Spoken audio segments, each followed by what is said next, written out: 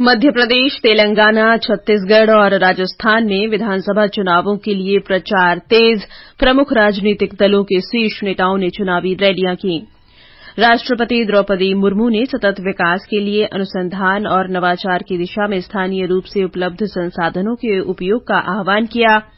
G7 देशों के विदेश मंत्रियों ने हमास के आतंकी हमलों की निंदा और बंधकों की तत्काल रिहाई की मांग की। आईसीसी क्रिकेट विश्व कप में पुणे में इंग्लैंड ने नीदरलैंड्स को जीत के लिए 340 रन का लक्ष्य दिया और राष्ट्रीय खेलों में महाराष्ट्र 71 स्वर्ण सहित कुल 208 पदकों के साथ शीर्ष पर।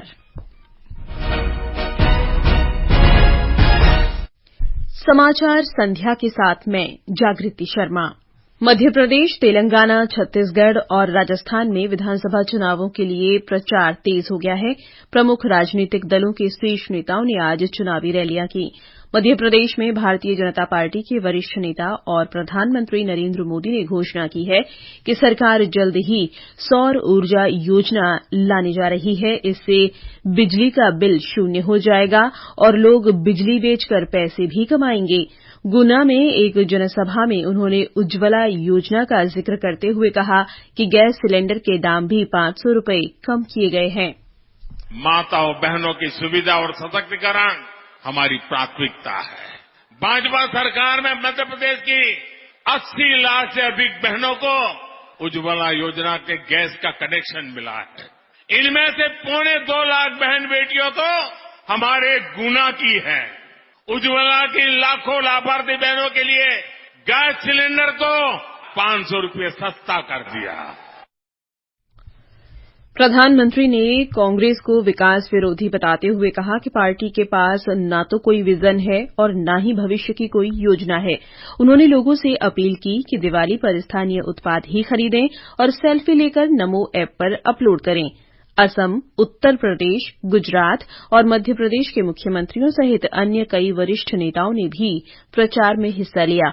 उधर कांग्रेस की वरिष्ठ नेता प्रियंका गांधी ने सांवेर और खातेगांव में जनसभाएं की। उन्होंने कहा कि प्रधानमंत्री नरेंद्र मोदी ने सरकारी कंपनियों को अपने उद्योगपति दोस्तों को सौंप दिया है। इस कारण सरकारी नौकरियां खत्म हो रही हैं।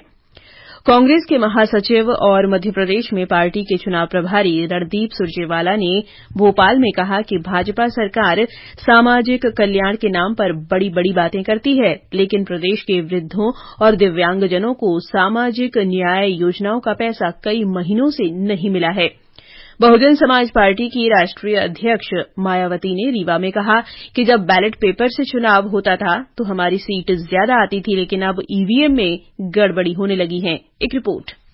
मतदान की तारीख नजदीक आते ही मध्य प्रदेश में चुनाव प्रचार चरम पर पहुंच गया है। प्रधानमंत्री नरेंद्र मोदी ने आज दमोह, गुना और मुरैना में 3 जनसभाओं के जरिए भाजपा की डबल इंजन सरकार के तमाम कल्याणकारी कार्यों की जानकारी दी। वहीं वरिष्ठ कांग्रेस नेता प्रियंका गांधी ने मालवा क्षेत्र में 2 सार्वजनिक सभाओं और इंदौर में एक रोड शो के माध्यम से मतदाताओं से कांग्रेस को मौका देने की अपील की। बसपा प्रमुख मायावती ने विंध्य क्षेत्र में प्रचार की कमान संभाली तो समाजवादी पार्टी के अध्यक्ष अखिलेश यादव ने बुंदेलखंड में प्रचार किया।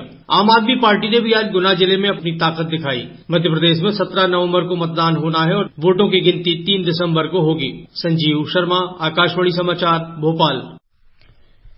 तेलंगाना में नामांकन पत्र दाखिल करने के साथ चुनाव प्रचार तेज हो गया है। राज्य में नामांकन भरने का अंतिम दिन शुक्रवार है।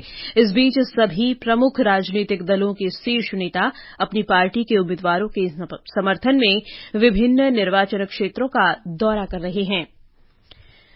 भाजपा ने आज राजस्थान चुनाव आयोग से मुख्यमंत्री अशोक गहलोत के नामांकन पत्र के शपथ पत्र में 2 मुकदमों की जानकारी छुपाने के संबंध में शिकायत की है। पार्टी के एक प्रतिनिधिमंडल ने राज्य मुख्य चुनाव अधिकारी प्रवीण गुप्ता को ज्ञापन सौंपकर इस मामले में कार्रवाई करने का आग्रह किया। केंद्रीय मंत्री और भाजपा के वरिष्ठ नेता गजेंद्र सिंह शेखावत ने कहा कि मुख्यमंत्री पर दोनों ही मुकदमे गंभीर मामले के हैं। इस बीच राज्य में नामांकन वापस लेने का कल आखिरी दिन है। हमारे संवाददाता ने बताया है कि राज्य में चुनाव प्रचार अब तेज होने लगा है। प्रधानमंत्री नरेंद्र मोदी कल उदयपुर में एक जनसभा को संबोधित करेंगे। ये समाचार हमारी वेबसाइट newsonair.gov.in/hindi और हमारे mobile app news on AIR पर भी उपलब्ध हैं। ये आकाशवाणी है।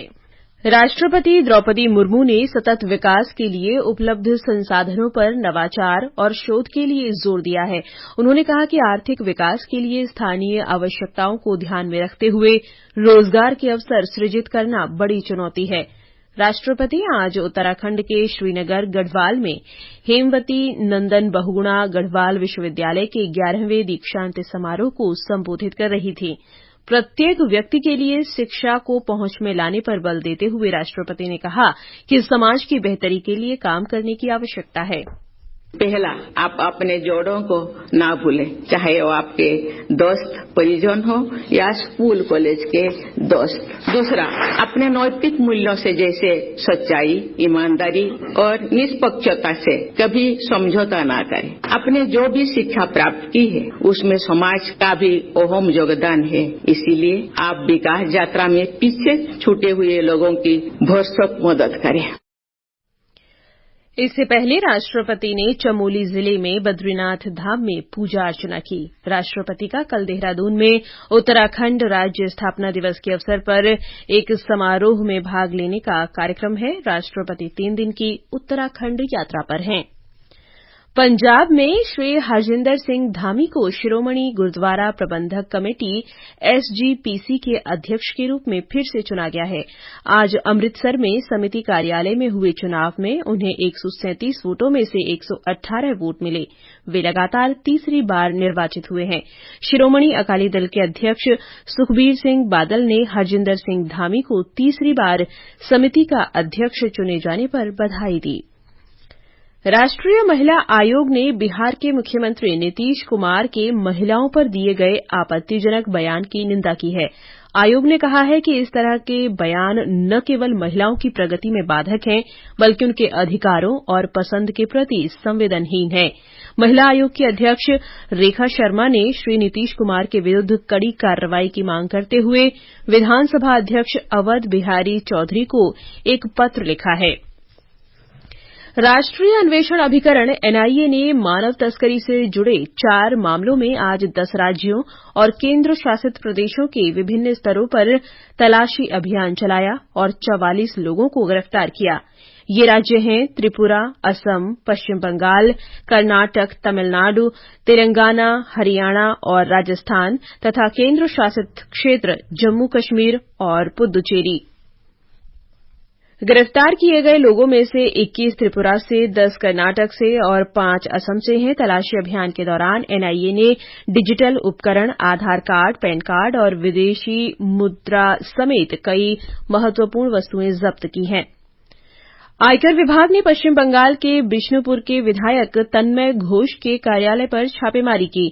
आयकर विभाग की छापेमारी चूड़ाचांदपुर में उनकी चावल मिल और विदेशी शराब की दुकान पर भी की गई। छापेमारी के दौरान उनके कार्यालय के आसपास केंद्रीय अर्धसैन्य बलों की तैनाती की गई। आकाशवाणी का समाचार सेवा प्रभाग आज अपने साप्ताहिक कार्यक्रम चर्चा का विषय है में वायु प्रदूषण के दुष्प्रभाव और समाधान पर परिचर्चा प्रसारित करेगा। इसे रात 9:30 बजे से आकाशवाणी गोल्ड चैनल और अतिरिक्त मीटरों पर सुना जा सकेगा।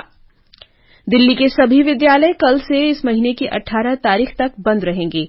दिल्ली के शिक्षा विभाग ने आज इस संबंध में आदेश जारी किया है। राष्ट्रीय राजधानी में प्रतिकूल मौसम और बढ़ते प्रदूषण के स्तर को देखते हुए ये निर्णय लिया गया है। राजधानी दिल्ली में बढ़ते वायु प्रदूषण को देखते हुए राम मनोहर लोहिया अस्पताल में प्रदूषण से प्रभावित लोगों के लिए अलग से साप्ताहिक OPD शुरू की जा रही है। अस्पताल के चिकित्सा अधीक्षक डॉ अमित शुक्ला ने आकाशवाणी को बताया कि प्रदूषण से प्रभावित रोगियों की संख्या बढ़ रही है। ये समाचार आकाशवाणी से प्रसारित किए जा रहे हैं। ताज़ा समाचार जानने के लिए आप हमारे Twitter handle @AIR News Hindi को फॉलो कर सकते हैं। समाचार संध्या में आपका फिर स्वागत है। G7 देशों के समूह के विदेश मंत्रियों ने इजरायल हमास संघर्ष में मानवीय विराम का आह्वान किया है। जापान के टोक्यो में एक बैठक में सदस्य देशों ने हमास के आतंकवादी हमलों की दृढ़ता से निंदा की और बंधकों की तत्काल रिहाई की मांग की।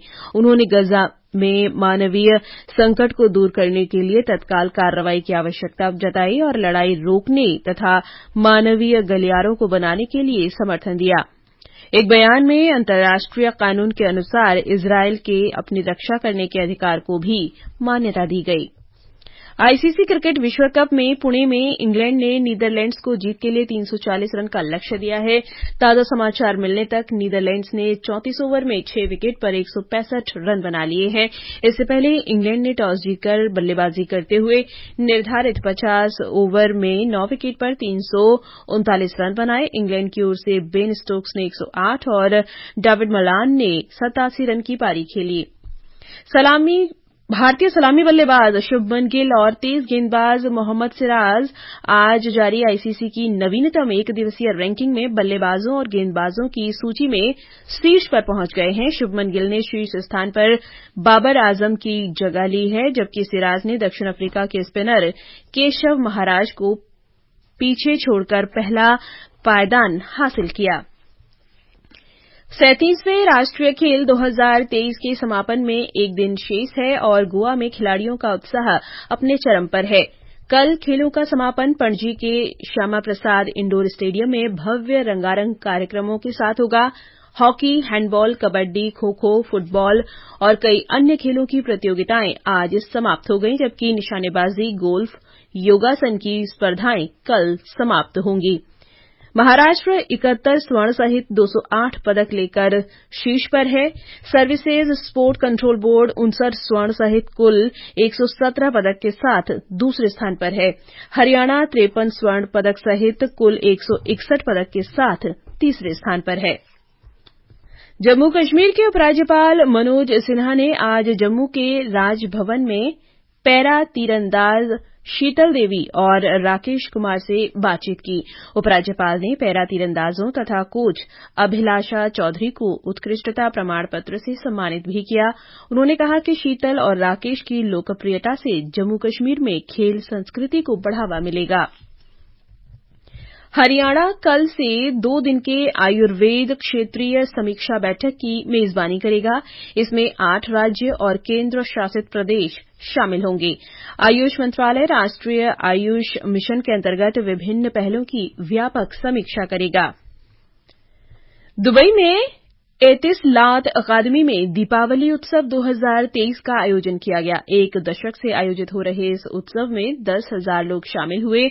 संयुक्त अरब अमीरात में भारत के महावाणिज्य दूत सतीश कुमार सिवन ने इसका उद्घाटन किया। और अब आर्थिक जगत की खबरों के साथ हैं हर्ष रंजन।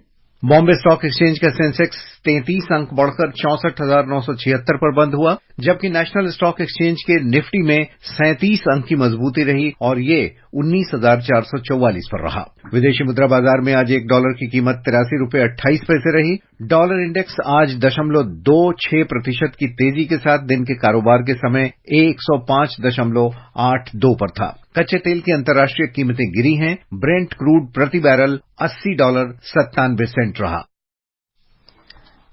अंत में मुख्य समाचार एक बार फिर। मध्य प्रदेश, तेलंगाना, छत्तीसगढ़ और राजस्थान में विधानसभा चुनावों के लिए प्रचार तेज। प्रमुख राजनीतिक दलों के शीर्ष नेताओं ने चुनावी रैलियां की। राष्ट्रपति द्रौपदी मुर्मू ने सतत विकास के लिए अनुसंधान और नवाचार की दिशा में स्थानीय रूप से उपलब्ध संसाधनों के उपयोग का आह्वान किया।